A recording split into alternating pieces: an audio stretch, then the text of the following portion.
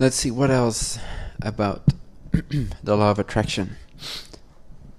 Another important thing to realize is that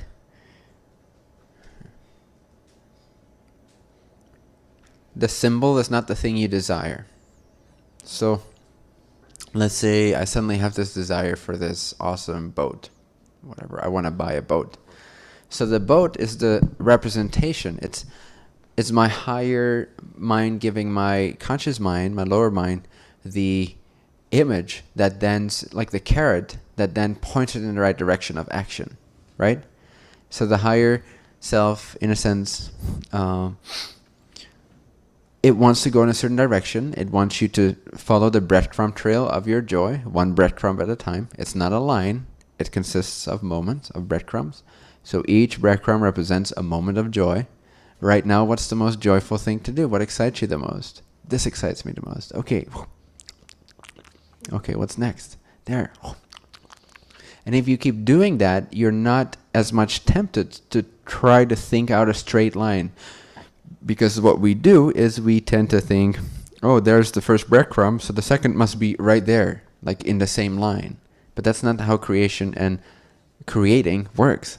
Creation works all over the place. From the third density physical point of view, it may seem like you're going back, forward, left, right, up, down, and there seems to be no structure. But what from your limited mind's perspective may seem like when you're following your joy that it goes all over the place, it's not as obvious, it's not as clear-cut, oh, I'm starting this company and everything's going fluently. No, it's like, okay, now I enjoy this. Oh, but now I enjoy that. Oh, now I want to go rock climbing. Now I want to go surfing. But now I want to go play piano. There's so many things I like. What do I want to do?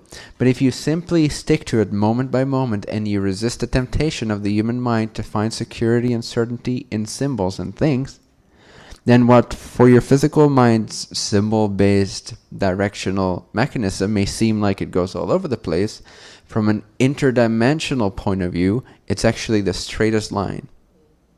Does that make sense? But from our dimension, it seems like it's all over the place. But if you trust that, you're actually going in the straightest possible, most effortless, accelerated line. Whereas if you try to draw your own line, you're not even going anywhere, really. You're just insisting.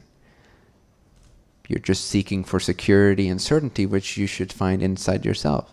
Hence the way of self-realization. Recognize what's always already here and become convinced of it, to the point where you feel free from the need to have anything be a certain way. Doesn't mean you don't have desire. It means that when it doesn't happen in the way that your mind thought it happened, when you don't get that boat but you get a plane instead, you're happy with the plane.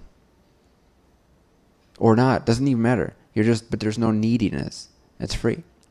So there's that your path of joy acts like a breadcrumb trail. It's like staccato. It's like moment by moment. It's not a straight line from your point of view, but it's a straight line from your spirit's point of view.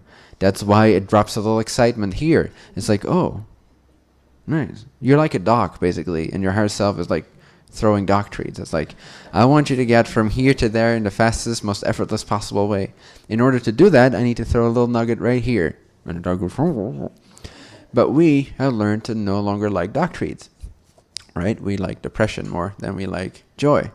And we like certainty more than we like adventure and all that stuff. So anyway, we're not very efficient cookie trail followers. But we are becoming that again. So see it not as a line. Don't think too far into the future. Simply act on your joy moment by moment and have confidence that things will fall into place for you. That the steps will show up, right, when you are placing your foot. Don't first wait for the step to be there. Just place the step and the foothold or whatever. The pavement will appear. The path will appear. There's that. Another thing is, which I started to tap into, is that it's about your frequency. It's not about the thing. So again, let's say that I desire a boat. It's just my higher self's way of letting me know what direction to go into. For example, go look at boat magazines, go compare boats, go see what you can do to generate that, go see where you want to live maybe because there's a big lake there. So through your passion for boats, maybe all it wanted to do is move you to a different geographical location on planet Earth. For whatever other reason, maybe there you're meant to find a partner that you learn a lot from for the next 2 years, and you find this whole different job that you wouldn't find where you are present right now. And all you thought or all you could perceive from your physical mind's point of view is, I want a boat. That's all you knew. Doctrine. So don't associate the symbol that your mind interprets your joy through with the actual joy that's guiding you. Does that make sense? This is another quote-unquote mistake which has led us to come to associate desire with pain. It's not the same thing, once again. The desire is just instructing us into the moment, in the moment, like, oh, this is a really exciting point of view right now, or symbol, or energy. And then we go like, oh, let me take this energy, which feels awesome, and make it, tie it to that object, and make it dependent on whether that object is in my reality or not. Desire doesn't do that. We do that. There's a difference between desire and what we do. Desire is a natural, transcendent, person-transcendent energy. You can't control desire. You can only control and how you act and how you interpret that and what you symbolize that through. So, when I get a desire, a new vision, I immediately realize as my mind comes up with representations of that new energy, symbols for that new energy, whether it's things of physical nature, relational nature, spiritual nature, locational nature, time allocation nature, whatever it is, whenever something excites me, I know I should simply act in that direction, but with absolutely no expectation of how it should start to appear. Because if I have expectations, I limit myself from being able to, as soon as I've eaten that breadcrumb, to go absolutely in the opposite direction if I need to. Because if I have an expectation, it will create a momentum that's actually stagnant. It's actually, it creates inertia, and then I need to, I get these G-forces, and it takes me a lot of effort to change course. But that was only because of my expectation. Whereas if you see how UFOs move about space and time, they're in an isolation bubble where there is no inertia. So be like that. Be without expectation so that you can move with no G-forces affecting your system. That's just an analogy. Does that make sense? Okay. So be free from expectation. Why do you need expectation? Because you believe lack can exist. Does that feel good? No. So it must not be true. Done. Stop believing in it.